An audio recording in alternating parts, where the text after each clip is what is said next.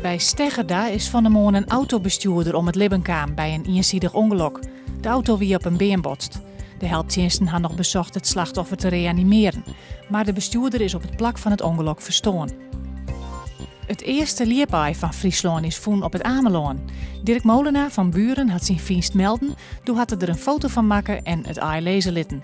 Het BFVW wil de vingst net bevestigen, omdat er dit hier een verbod is op het aaisiekje. Intussen zijn er al meer liepaaien voen. De directeur van de geerwerkingsskwallen Oude Ziel in Oudebeeld-Ziel komt net weer weerom, na een conflict met ouders en een part van het personeel. Ik de juf dat de roboelje om begon, blijft voort. Interim-directeur Dietske Bauma blijft aan, onder een nieuwe directeur voen is.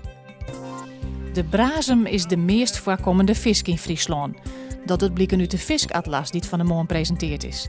Er zijn 36 verschillende soorten viskvoen in het Frieske wetter. Nevens het wetenschap Friesland is de visstand goed. Er is een soort jildstutsen in het verbeteren van de wetterkwaliteit.